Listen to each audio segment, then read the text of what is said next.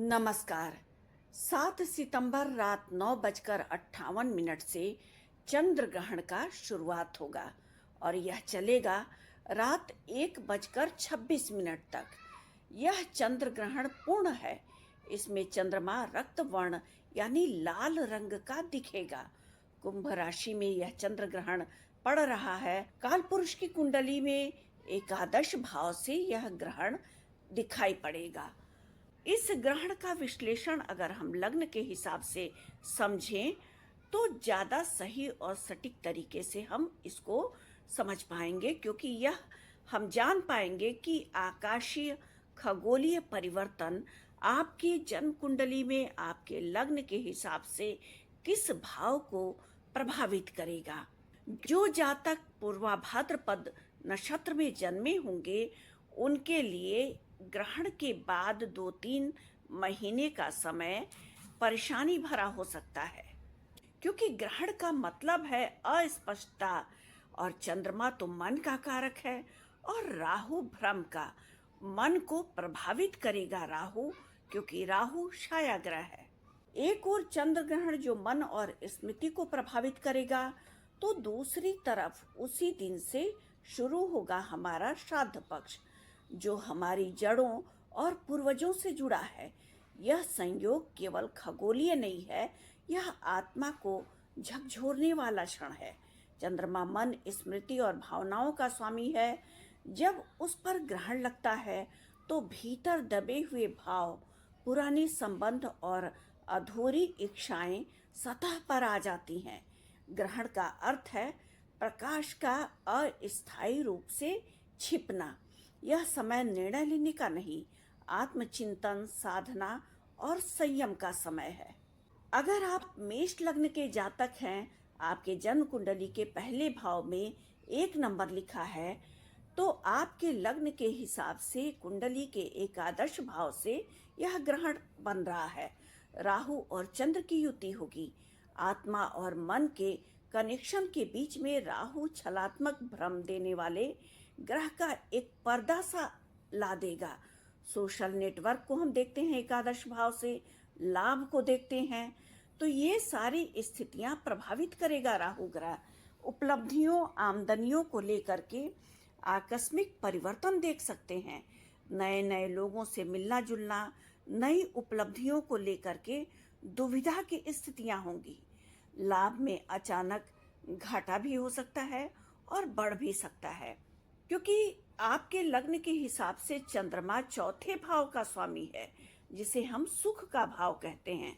यानी सुख के भाव का स्वामी ग्रह लाभ के भाव में जाकर के राहु के साथ चंद्र ग्रहण बनाएगा। थोड़ी समस्याएं आएंगी इस चंद्र ग्रहण के समय या इसके बाद के समय में। अगर आपके जन्म कुंडली में चंद्रमा शुभता से बैठा है तो यह आपको अचानक लाभ भी दे सकता है। चंद्रमा सुख का स्वामी लाभ में बैठ करके आकस्मिक लाभ भी दिला सकता है अगर आप मेष लग्न के जातक हैं तो। मित्रों से वाद विवाद की स्थितियां बन सकती हैं और वित्तीय सौदेबाजी को इस दौरान थाम करके रखना चाहिए। अगर आप वृषभ लग्न के जातक हैं, तीसरे भाव के स्वामी चंद्रमा ग्रह आपके लग्न के हिसाब से कर्म के भाव पर चंद्र ग्रहण में फंसेंगे। करियर, पद प्रतिष्ठा, इन सब से जुड़ी हुई आकस्मिक परिस्थितियों को आप इस ग्रहण और ग्रहण के बाद के 3-4 महीनों तक देख सकते हैं। भ्रम की स्थिति देखने को मिल सकती है। कार्यक्षेत्र पर किसी भी प्रकार का आरोप प्रत्यारोप आकस्मिक रूप से लग सकता है। शुरुआती दौर में आप भ्रमात्मक बुद्धि की वजह से अति उत्साह में पड़ करके गलतियां भी कर सकते हैं, क्योंकि राहु धैर्य को तोड़ेगा और आपको परेशानियों में, समस्याओं में फंसा सकता है। इसीलिए किसी भी विषय का प्रतिक्रिया आपको त्वरित नहीं देना चाहिए। आगे कई महीने स्वयं को स्थिर मानसिकता से रख करके आपको किसी निर्णय पर पहुंचना चाहिए। कहीं भी हस्ताक्षर करने से पहले बार बार समझना चाहिए और उस पेपर को पढ़ना चाहिए। पारिवारिक स्तर को लेकर के भी आप पर तमाम तरह की जिम्मेदारियां बढ़ सकती हैं। अगर आप मिथुन लग्न के जातक हैं तो धन भाव के स्वामी चंद्रमा ग्रह आपके भाग्य भाव पर कुंभ राशि में ग्रहण लगा रहे हैं राहु ग्रह के साथ। चूंकि धन भाव से हम वाणी को भी देखते हैं, तो ग्रहण और ग्रहण के बाद के 3-4 महीनों में आपको अपने वाणी को संयमित रखना होगा। अपने धन को भी सोच समझ करके आपको खर्च करना होगा, क्योंकि यह ग्रहण आपको आकस्मिक धन हानि भी दे सकता है। आपको किसी भी लेन देन में सावधानी पूर्वक कार्य करना होगा। राहु छलात्मक प्रभाव दे सकता है। भाग्य भाव, जिसे हम पिता का भी भाव कहते हैं, यहाँ से हम धर्म को भी देखते हैं। तो इस ग्रहण के बाद के कुछ महीनों के दौरान आपका आपके पिता के साथ मनभेद की स्थितियां भी बन सकती हैं। राहु ग्रह ग्रहण लगा करके भ्रमित बुद्धि देगा। भाग्य भाव से हम धार्मिक यात्राओं को भी देखते हैं, तो किसी भी धार्मिक यात्रा पर जाने से पहले आपको विचार करने की आवश्यकता अधिक होगी। इस ग्रहण के बाद के कुछ महीनों के दौरान आपको किसी के भी सलाह पर बार बार विचार करके तभी उसे अपनाना चाहिए। लंबी यात्राओं पर जाने से पहले दस्तावेजों को ध्यान से देखना चाहिए और साथ ही अपने हर कागजात को जांच परख करके अपने पास रखना चाहिए। अगर आप कर्क लग्न के जातक हैं तो आपके लग्नेश हैं चंद्रमा। चंद्रमा ग्रह जो लग्नेश के रूप में है आपके जन्म कुंडली के हिसाब से, वह अष्टम भाव में राहु के साथ ग्रहण बनाएंगे। ये ग्रहण आपके स्वास्थ्य के लिए अच्छा नहीं है। ये ग्रहण आपके जीवन में अचानक परिवर्तन और मन को भ्रमित करने वाली स्थितियां बनाएगा। अष्टम भाव, जिसे हम रहस्यमयी भाव कहते हैं, जिससे हम आयुष्य और मृत्यु को भी देखते हैं, अचानक आने वाली समस्याओं को देखते हैं, तो इस ग्रहण के बाद के 2-3 महीनों के अंदर आपको स्वास्थ्य संबंधित समस्याओं से सतर्क रहना होगा। किसी भी दवा को खाने से पहले अच्छे तरीके से उसको जांचना चाहिए, परखना चाहिए, क्योंकि दवाइयों का रिएक्शन भी हो सकता है। अष्टम भाव से हम बीमा, वसीयत, प्रॉपर्टी से जुड़ी हुई चीज़ों को देखते हैं, तो इन चीज़ों को लेकर के, दस्तावेजों को लेकर के आपको बहुत ध्यान रखने की आवश्यकता है। अष्टम भाव में राहु और चंद्र का जो ग्रहण बन रहा है, ग्रहण के बाद भी उसका प्रभाव 3-4 महीनों तक रहता है, तो ये आपको गहरी सोच दे सकता है किसी भी विषय को लेकर के। आपको दूसरों पर बहुत ज़्यादा बिना विचारे भरोसा नहीं करना चाहिए और अपने स्वास्थ्य के प्रति सतर्क रहना चाहिए। अगर आप सिंह लग्न के जातक हैं, यानी आपके जन्म कुंडली के पहले भाव में 5 नंबर की संख्या लिखी है, तो ये ग्रहण आपके जन्म कुंडली के 7वें भाव में बनेगा, द्वादशेश चंद्रमा के साथ। तो 12वें भाव से हम मुक्ति और मोक्ष को देखते हैं। इस ग्रहण के बाद के कुछ महीनों के दौरान नींद न आने जैसी समस्याएं, घबराहट, बेचैनी या किसी शॉर्ट टर्म के इन्वेस्टमेंट को लेकर के परेशानियों को देख सकते हैं। व्यापारिक साझेदारी से इस दौरान बचना चाहिए। किसी भी व्यापारिक पार्टनरशिप से बचना चाहिए। रिश्तों में अहंकार को लेकर के बचना चाहिए, क्योंकि अगर रिश्तों में इस दौरान स्पष्ट संवाद नहीं रहेगा तो भ्रमात्मक, छलात्मक स्थितियां पैदा करके राहु रिश्तों में वाद विवाद को खड़ा कर सकता है। अगर आप कन्या लग्न के जातक हैं, यानी आपके जन्म कुंडली के पहले भाव में 6 नंबर लिखा है, तो आपके लाभ भाव के स्वामी चंद्रमा जन्म कुंडली के 6ठे भाव में बनाएंगे ये ग्रहण दोष। दैनिक दिनचर्या को देखते हैं हम 6ठे भाव से, सेवा को देखते हैं, नौकरी को देखते हैं। तो इस ग्रहण के बाद के 3-4 महीनों में आपका दैनिक दिनचर्या बिगड़ने की संभावना बनती है। रोजमर्रा के कार्य को लेकर के या नौकरी को लेकर के, सेवा के कार्य को लेकर के आपका मन नहीं लगेगा, मन भ्रमित होगा। 6ठे भाव से हम रोग को भी देखते हैं, तो इस दौरान स्वास्थ्य संबंधित समस्याएं भी बढ़ सकती हैं। कोई पुराना शत्रु अचानक से आकर के आपको परेशान भी कर सकता है और आपकी मानसिक समस्याएं बढ़ सकती हैं। कामकाज से हताशा, निराशा जैसी स्थितियां बनेंगी। सामाजिक प्रतिष्ठा को लेकर के दुष्प्रभाव की स्थितियां भी बन सकती हैं। आपको इस ग्रहण के बाद के 3-4 महीनों तक अपने स्वास्थ्य के प्रति सतर्क रहना चाहिए और शत्रुओं से भी सतर्क रहना चाहिए।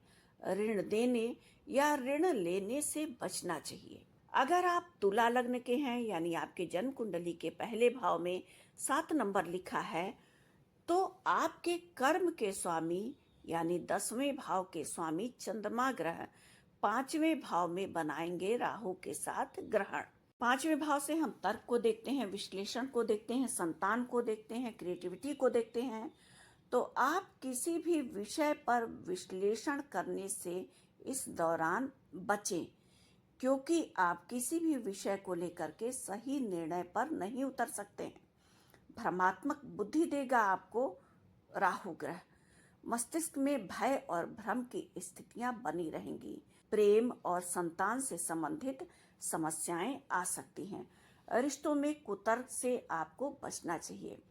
पहली बार में जो भी आप निर्णय लेंगे इस ग्रहण और ग्रहण के बाद के 3-4 महीनों के दौरान, वो गलत भी हो सकता है।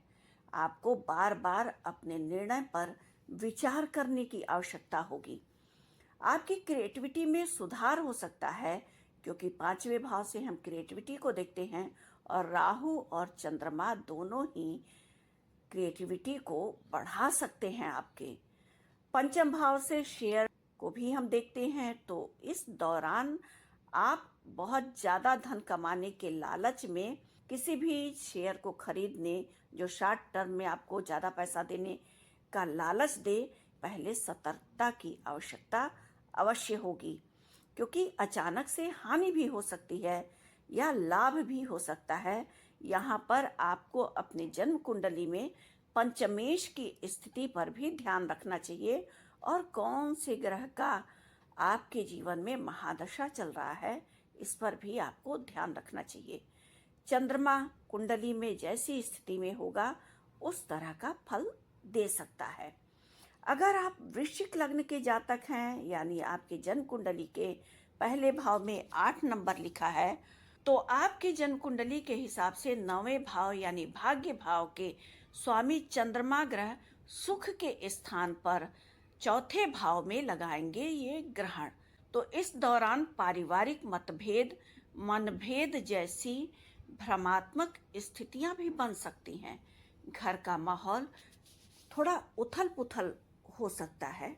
घर से दूर जाने का विचार भी आ सकता है आपको। मन कुल मिलाकर के आपका इस ग्रहण के दौरान स्थिर रह सकता है।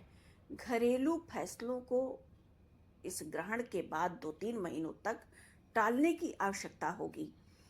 अगर रिश्तों में आप स्पष्टता को बरतेंगे, स्पष्ट रूप से आप अपने रिश्तों में बातचीत करेंगे किसी भी विषय को लेकर के और किसी भी फैसले को आप टालेंगे, तो इस ग्रहण का ज़्यादा दुष्प्रभाव आपके जीवन पर नहीं पड़ेगा।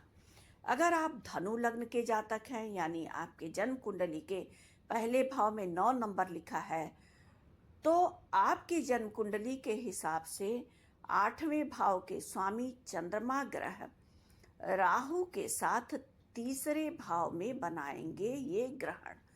अष्टमेश आपको व्यर्थ की यात्राएं भी करवा सकते हैं।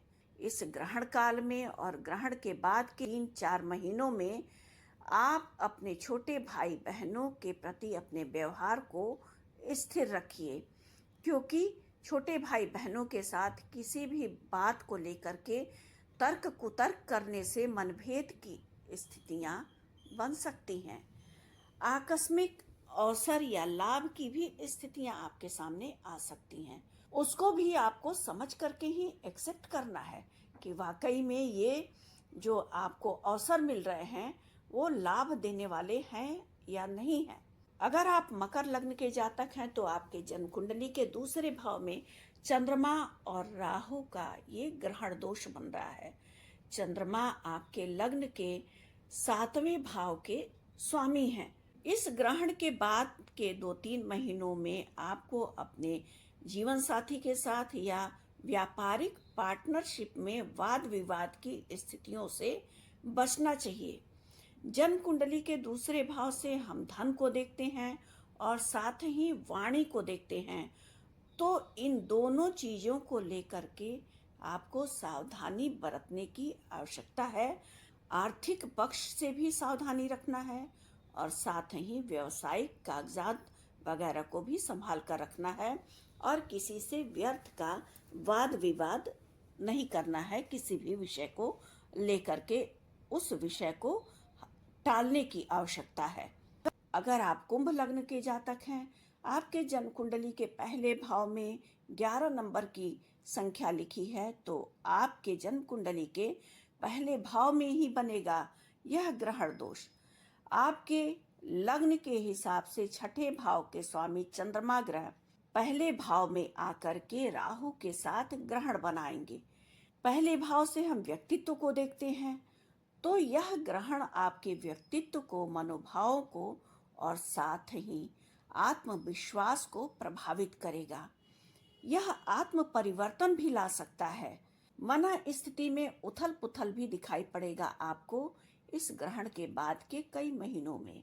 स्वास्थ्य संबंधित समस्याएं भी आपके जीवन में आकस्मिक रूप से आ सकती हैं, क्योंकि चंद्रमा आपके लग्न के हिसाब से 6ठे भाव का स्वामी है, जहां से हम रोग, रिपु, ऋण को देखते हैं। स्थिर चित्त रखना चाहिए आपको इस ग्रहण और ग्रहण के बाद के कुछ महीनों के दौरान, और अपने हर बात पर, हर प्रतिक्रिया पर पहले विचारना चाहिए, तभी उसे अपनाना चाहिए। अगर आप मीन लग्न के जातक हैं तो आपके जन्म कुंडली के हिसाब से 12 भाव में बन रहा है यह ग्रहण योग। पंचमेश चंद्रमा के साथ राहु ग्रहण का योग बनाएंगे जन्म कुंडली के 12 भाव में। 5वें भाव से हम क्रिएटिविटी को देखते हैं, संतान को देखते हैं और प्रेम को भी देखते हैं। तो संतान से संबंधित कोई समस्या आपके सामने आकस्मिक रूप से आ सकता है। किसी भी विषय पर विश्लेषण करने से पहले या निर्णय निकालने से पहले आपको उस विषय को टालने की आवश्यकता है और अपने जीवन में खर्च को इस ग्रहण और ग्रहण के बाद के कुछ महीनों के दौरान नियंत्रित करना चाहिए। रुके हुए कार्य आपके पूर्ण होंगे। स्वास्थ्य संबंधित समस्याएं आ सकती हैं अचानक से आपके जीवन में। किसी भी दवा को लेने से पहले आपको बहुत सोच समझ करके उन दवाइयों का उपयोग करना चाहिए। ग्रहण से 10 घंटे पहले सूतक काल लग जाता है, तो सूतक काल में गर्भवती स्त्रियों को सावधानी रखनी चाहिए। गर्भवती स्त्रियों को कुशा की अंगूठी या अपने बालों में कुशा को रख लेने से ग्रहण का ज़्यादा दोष उनके होने वाले संतान पर नहीं पड़ता है। ग्रहण काल में गर्भवती स्त्रियों को किसी भी चीज को काटने से बचना चाहिए, क्योंकि मान्यता के अनुसार ग्रहण काल में जब कोई भी गर्भवती स्त्री कुछ काटती है या सिलती है या इस तरह का कोई काम करती है, तो उसके संतान के अंगों पर उसका प्रभाव पड़ता है। ग्रहण के दौरान मौन रहना चाहिए, ध्यान करना चाहिए, मंत्रों का जप करना चाहिए और अन्न और जल से परहेज करना चाहिए। ग्रहण के बाद स्नान करना चाहिए और साथ ही पूजा पाठ के बाद दान का संकल्प लेना चाहिए और प्रातः काल उठ करके उस दान को गरीबों में, असहायों में वितरित करना चाहिए। साथ ही ब्राह्मण के लिए जो श्रद्धा पूर्वक आप दान निकाले हुए हैं, उस दान को ब्राह्मण को देना चाहिए, क्योंकि चंद्र ग्रहण और पितृपक्ष का यह संगम हमें याद दिलाता है कि प्रकाश भले ही कुछ देर के लिए छुप जाए, पर वह नष्ट नहीं होता। पूर्वज भले हमारे इस लोक से चले गए हों, पर उनके संस्कार आज भी हमारे भीतर जीवित हैं। इसीलिए इस ग्रहण के समय में संयम से मौन रहना चाहिए, जप करना चाहिए और दान दे करके ग्रहण के बाद जीवन को शुद्ध करना चाहिए। तभी ग्रहण का अंधकार आपके भीतर नया प्रकाश जगाएगा और पितरों का आशीर्वाद आपके जीवन को संतोष और समृद्धि से भर देगा। तो हमने 7 सितंबर को लग रहे चंद्र ग्रहण के बारे में इस वीडियो के माध्यम से जाना। अगर आपको हमारा वीडियो पसंद आया हो तो हमारे वीडियो को लाइक करना ना भूलें और हमारे चैनल को सब्सक्राइब करना बिल्कुल भी ना भूलें। धन्यवाद।